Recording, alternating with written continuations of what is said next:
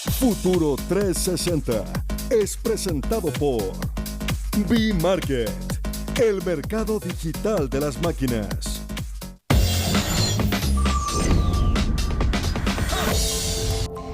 Es lo que popularmente llamamos una estrella cardinal de color naranjo y con 7 puntas o extremos de luz que completan la postal. A simple vista parece otra imagen del universo, ¿no? Pero lo cierto es que esta foto es mucho más que eso.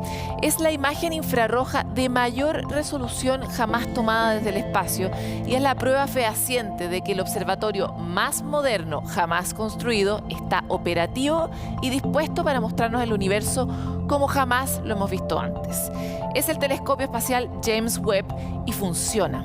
Sin embargo, estas grandes noticias espaciales son muy distintas de lo que está pasando aquí en la Tierra, porque una investigación publicada en la revista Nature reveló documentos que darían cuenta de distintas luchas que existen dentro de la NASA respecto del cambio de nombre del telescopio Webb. Correos electrónicos publicados en este sitio muestran la controvertida respuesta por parte de la agencia a los astrónomos preocupados por la discriminación LGBTQ+ en el pasado. Ellos denuncian que la institución habría menospreciado denuncias por actos discriminatorios y homofóbicos por parte de este ex jefe de la NASA, a quien se le acusa de haber sido cómplice de la persecución y el despido de empleados federales homosexuales y lesbianas durante la carrera que tuvo en el gobierno de los Estados Unidos durante la década de los 50 y 60, la que incluso tiene una causa judicial vigente de 1969. De hecho, en septiembre del año pasado y a poco del lanzamiento del telescopio Webb, la NASA anunció que no le va a cambiar el nombre del telescopio porque no tenía evidencia para respaldar las acusaciones, pero añadiendo esta controversia, la agencia nunca publicó un informe que resumiera su investigación o la toma de decisiones que estuvieron detrás de esta decisión. Con la entrada en operación por parte del telescopio, el debate vuelve a instalar a la institución en el centro para plantear qué tan relevante es que quienes luchan por acabar por la discriminación en todos sus niveles, incluso dentro de los ambientes científicos, puedan tener una voz, transformando al telescopio no solo en un instrumento de un alto valor científico, sino también en un símbolo que sea una lucha del fin de las prácticas inaceptables en todos los ecosistemas laborales, incluyendo al científico. ¿Va a cambiar la NASA su política respecto de este nombre? ¿Tendrá tal vez otro? Es una de las preguntas que nos abre también la exploración de este universo terrestre que tanto cambia y que tan poco conocemos como el del más allá, ¿verdad? Con esta reflexión queremos dar la bienvenida a Futuro 360. Un grupo interdisciplinario de doctores chilenos creó un test que detecta las infecciones de transmisión sexual. Este examen se hace a través de una muestra de orina y podría de hecho facilitar la detección oportuna de estas enfermedades que en Chile ha aumentado también tras la pandemia, pero además son a veces una causa que produce otras enfermedades más graves como el cáncer cervicouterino, por ejemplo. Lo queremos revisar en la siguiente nota. Una muestra de orina no tiene ningún problema para ninguna etnia, no tiene ningún problema para ninguna persona. Una muestra de orina la puedo tomar en mi casa, la puedo llevar, la puedo ir a dejar. Es la mayor ventaja que tiene este innovador test, creado por científicos chilenos. Podría ayudar enormemente a la detección temprana de infecciones de transmisión sexual, como la gonorrea, el sífilis, los herpes y el virus del papiloma humano, que se cree está presente en el 80% de la población mundial. ¿Por qué es importante detectar las enfermedades? Porque no solo tratarlas cuando uno las sospecha clínicamente, la importancia de, además detectarlas, permite cortar la cadena de transmisión. Cualquier técnica que permita una mejor forma de diagnosticar al mismo tiempo varias enfermedades de transmisión sexual que sean poco invasivas y que además pudieran tener un costo más asequible para toda la comunidad, podría mejorar el diagnóstico. Aprobación de los médicos, todo lo que permite y democratice la detección y atención ayuda. La cadena de transmisión, según datos de la OMS, obliga a reportar 1 millón de casos nuevos de estas enfermedades al día en el mundo. Queríamos hacer algo tanto para hombres como mujeres y que ojalá no invadiera. Nuestro público objetivo es toda la población, pero sí nosotros requerimos de que un laboratorio pueda procesar las muestras. Nosotros hacemos PCR, pero no es un PCR en tiempo real. Nosotros hacemos un PCR que es convencional, que es más económico. Este equipo interdisciplinario se encuentra ahora en la etapa de búsqueda para poder llevar sus test a la salud pública y privada. Aseguran que podrían ser un complemento, sobre todo en zonas rurales. Un aporte, por ejemplo, para detectar el papiloma humano y detener el cáncer de cuello uterino, patología que causa la muerte de 300.000 mujeres al año. El hombre es el vector de transmisión, es el vector silencioso de transmisión, entonces tampoco lo podemos dejar fuera y por eso este kit también incluye a hombres y mujeres. Ahora las mujeres, un 40% de la población normal, o sea, población general, por así decirlo, tiene virus papiloma humano. En el caso de los hombres, la cifra sube al 80%, cifras relacionadas a la falta de testeo y controles. Es eso precisamente lo que busca solucionar este test, una muestra de orina que podría cambiar vidas y evitar dañar otras, solución que podría salir de Chile al mundo. Estamos otra vez en esta sección Al Día con el Futuro, donde les entregamos una síntesis de las principales noticias de la ciencia, la tecnología, el medio ambiente y la innovación. ¿Se imaginan ver el Sol en una resolución 10 veces mejor que una televisión 4K? Eso es posible gracias a esta fotografía que sacó el Solar Orbiter, la misión conjunta de la Agencia Espacial Europea y la NASA, que tiene más de 83 millones de píxeles de resolución para poder capturar las imágenes como nunca hemos visto antes de nuestro astro rey. Estos datos permitirán estudiar las erupciones extraordinariamente potentes que tienen lugar en la corona solar a través de las capas atmosféricas inferiores, así como también revelar las observaciones más desconcertantes sobre el Sol. ¿Cómo aumenta la temperatura a través de las capas atmosféricas ascendentes? O básicamente, ¿por qué la parte de arriba del Sol o la corona tiene tanta temperatura respecto del resto del Sol? Los datos van a ayudar a investigar el misterio de por qué justamente esta corona logra alcanzar 1 millón de grados centígrados, mientras que la superficie solo tiene unos 5.000 grados Celsius. ¿Qué habrá ahí en la corona?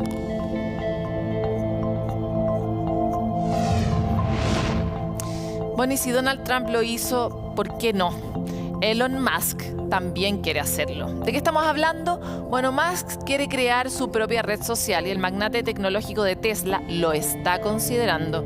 Así lo comunicó en su cuenta de Twitter, donde criticaba a la misma plataforma, afirmando que esta no permite la libertad de expresión. Un acuerdo de 2018 con la Comisión de Bolsa y Valores requiere que Musk obtenga la aprobación previa de otros ejecutivos de Tesla antes de publicar tweets sobre la empresa. Rumble, Parler y Get y otros servicios también se han transformado como alternativas a las principales redes sociales. Sin embargo, Parler fue eliminado de la tienda de aplicaciones de Apple en medio de las acusaciones de que los manifestantes del 6 de enero de 2021 en el Capitolio usaron la plataforma justamente para incitar la violencia. Habrá que ver si Musk lleva a cabo su nueva idea y se suma a la lista de redes sociales alternativas. Y ojalá esa libertad sea libertad y no una prisión de la expresión. Y nos vamos con esta noticia a una pausa comercial, pero volvemos muy pronto con algunos asuntos sobre la arquitectura, pero la espacial.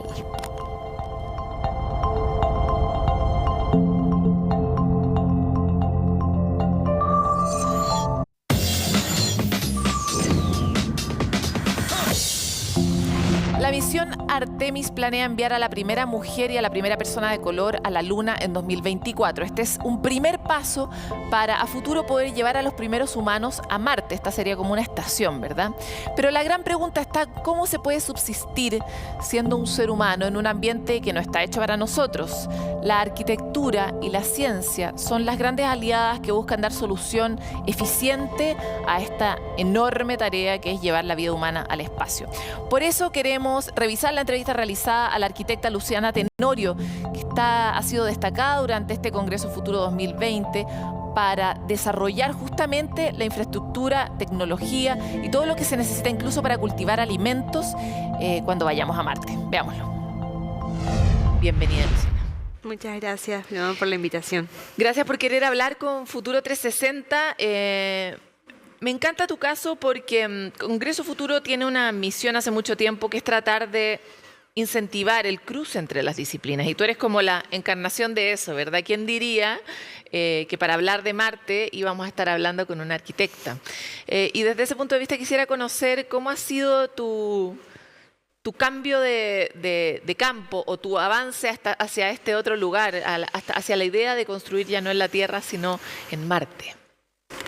Pues en verdad se fue dando rutinamente a través de los años. Yo comencé siendo como una arquitecta normal, haciendo edificios, casas multifamiliares, y creo que fue como que cuando estaba terminando la carrera de arquitectura, me fui a hacer mi último año a España, y en ese año ocurrió el gran tsunami, el terremoto en Japón. Y todos los arquitectos e ingenieros civiles comenzaron a hablar sobre cómo las tecnologías podían ayudar, en este caso, para rescatar personas y cómo construir esas casas más rápido. Y fue para mí la primera vez que me puse a pensar que la arquitectura no solamente era construir una casa bonita o un multifamiliar, sino iba un poco más allá. Y ese fue mi primer acercamiento a que la arquitectura en realidad no tiene estos límites que a veces nos estamos pensando. Y a raíz de eso comencé a meterme un poco más en tecnologías emergentes y a leer un poco más lo que estaba pasando. Y luego apareció esta tripulación que fue al desierto de Utah, y me puse a pensar, también eran arquitectos acá, ¿quién diseña estas bases? Y me puse a hacerme varias preguntas, y eso me fue llevando un poco por el camino de este nuevo rubro que es arquitectura espacial. Ahora, nos hacemos muchas preguntas. La primera y lógica es, ¿qué de distinto tiene construir en la Tierra de construir en Marte? ¿Qué chips tuviste que agregar a tu ecuación para poder construir en Marte? Pues hasta el día de hoy sigo investigando, porque el rubro del espacio es algo que se va actualizando día a día, y cada vez llega nueva información, la información va cambiando. Entonces, depende de muchas disciplinas para saber. Tuve que leer mucho. Llegó un punto en el cual yo, como estudiar arquitectura en el comienzo, pensé que solo como arquitecta no tenía lo suficiente para traer a ese nuevo rubro del espacio, y estudié una carrera de ingeniería aeroespacial, mi doctorado en ingeniería aeroespacial, para poder estar a la altura, o en todo caso contar con los requerimientos necesarios para poder diseñar en el espacio, y eso trae un montón de dificultades, como leer sobre la radiación es muy diferente, estamos sin una atmósfera o con una atmósfera muy ligera, el respirar, pues caminar con un tema de que la gravedad no es muy similar, el conteo de los días es diferente. Entonces, desde ese punto de vista, la construcción en concreto, porque el desafío de llegar a Marte no es solo construir un lugar donde uno podría pensar en un búnker como pensamos en la Tierra, ¿verdad? Algo muy sólido, muy hermético, muy grande, que tiene un súper aire acondicionado al estilo marciano, digamos, una MOXIE gigante, ¿verdad? Esta máquina que produce oxígeno, pero gigante. Pero el otro problema es llegar a Marte con esos materiales, ¿verdad? Entonces, ¿con qué tipo de materiales se trabaja en Marte? Pues hay varias cosas. Para empezar, lo que mencionas del búnker, se pensaba en que en realidad tenemos que estar subterráneos. Hay los diálogos que dicen, pues, para no enterrarnos y generar que el humano tenga una conexión con el exterior, claro, para no sentirnos aislados en realidad, que ocasionan muchos problemas psicológicos. Entonces hay nuevas propuestas de materiales permeables, o construir, por ejemplo, con las capas subterráneas del hielo, y eso, porque podemos construir en 3D, digamos, en vez de utilizar un concreto o el regolito marciano, podemos utilizar hielo y construir como iglús. Ahora este iglú va, obviamente, con una capa, una membrana para que no se... Esa era la pregunta, ¿por qué no se derrite en Marte? El clima es muy frío, es muy, muy frío. Entonces, en realidad, tenemos que... Pero a la vez es muy desértico, es muy parecido al desierto de Atacama de nosotros. Sí, de hecho, como que el regolito marciano tiene las propiedades parecidas al desierto de Atacama. Pero sí, el agua contiene una alta cantidad de hidrógeno y el hidrógeno es una buena defensa contra la radiación marciana. Entonces, por eso el agua es un buen compuesto en realidad para generar esta barrera y proteger a los astronautas contra la radiación. Oye, me interesa mucho el tema de los nanomateriales. Nosotros desde la divulgación científica que buscamos hacer, nos estamos encontrando permanentemente con nuevos materiales que tienen propiedades como superpoderes, ¿verdad? Recuerdo hace unos años atrás la exposición de una persona que trabajaba específicamente en grafeno y que era como ultra liviano, ultra fuerte, ultra todo, ¿verdad? Era como un super material. Y desde ese punto de vista, ¿algunos de esos supermateriales o estas nanopartículas están siendo utilizadas en estos proyectos marcianos? Pues se utilizan para los trajes de los astronautas, que tienen varias capas, tipo para insulation y para mantenerse herméticos. Y sí, también se utilizan para, creo que el último proyecto que se llevó al espacio como prototipo fue uno que se llama el Big Airlock, que es como que fue una descompresión que se infló en el espacio al costado de la estación espacial, y esto llevaba estas capas de nanomateriales que mencionas. Son diversos materiales, cada uno cumple una función. Unos tienen para retener el calor, otros para que no sobrecaliente por la maquinaria que lleva el interior, otros para conducción. Son como, si no me equivoco, son como 7 capas de diferentes materiales.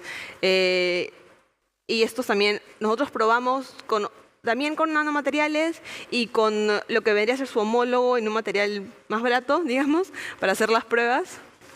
Oye, y esto que decías, o sea, en el fondo, si pensamos en construir en Marte, lo que ustedes realmente están pensando es encontrar los materiales allá, más que llevarlos desde la Tierra. ¿Qué es lo que tenemos que sí o sí llevar de la Tierra, o en realidad todo existe en Marte para poder armarse una casa? Ya quisiéramos que existe en Marte. Hay como un par de etapas. Entonces, digamos que la primera etapa es de exploración, como que el primer viaje es un viaje corto, temporal, en el cual nosotros, de repente, lo ideal es mandar, para que no se tome mucho tiempo, mandar una cápsula comprimida y ahí venga, digamos, este hábitat, que se desdoble y que se abra, que sea ligero. Como una carpa, exacto. Y esto pues se infla ya, viene la tripulación, hace su experimento, recoge muestras y se regresa.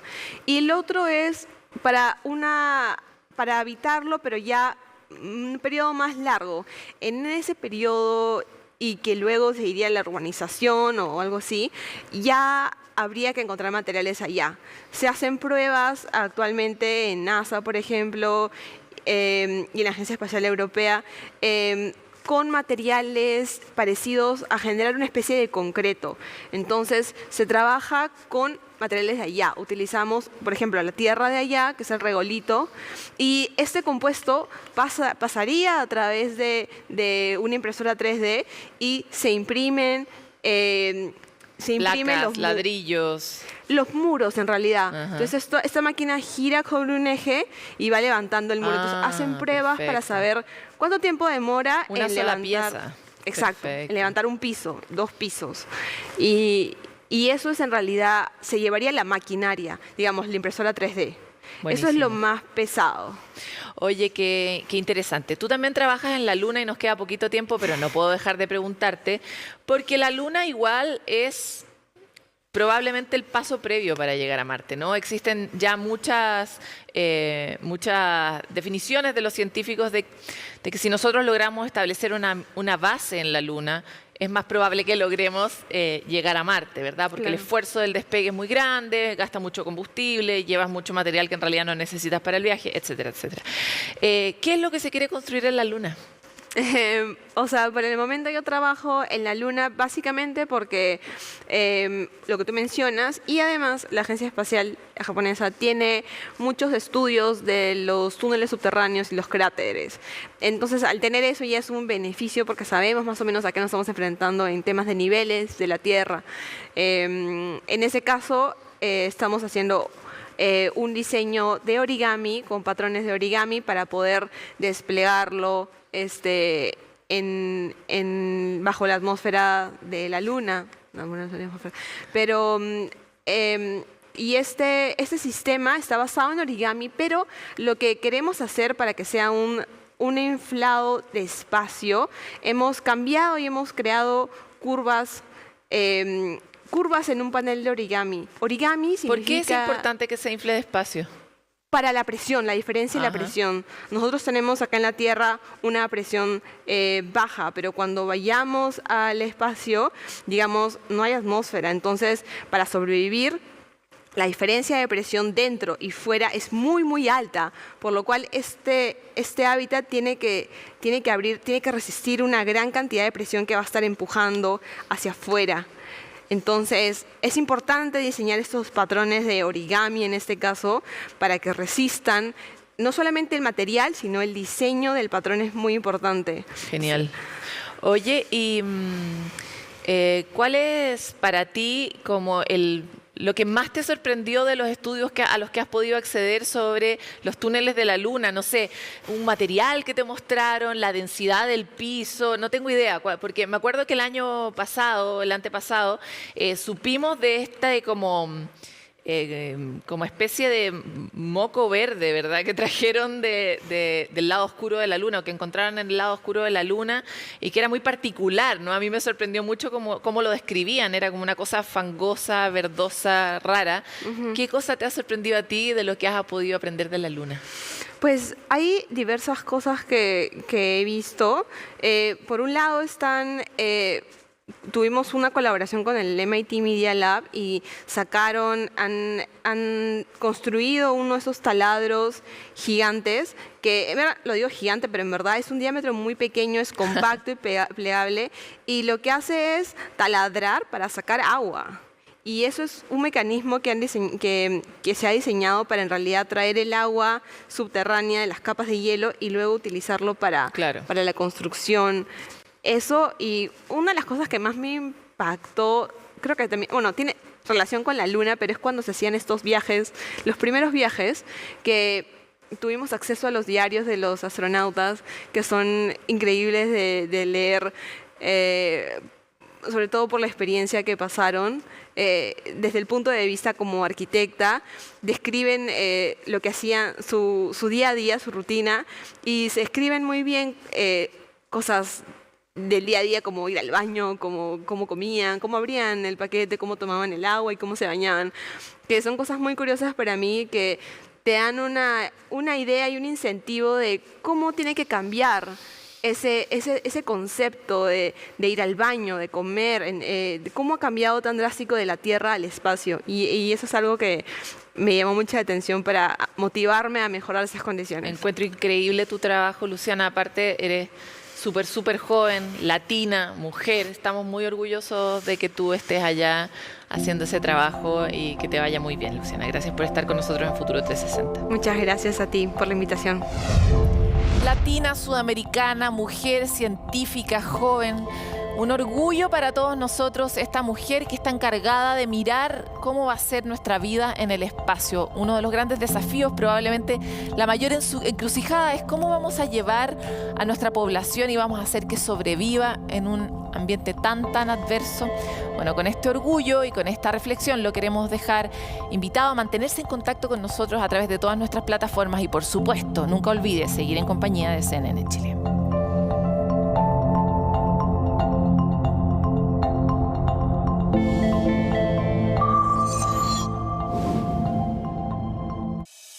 Futuro 360 fue presentado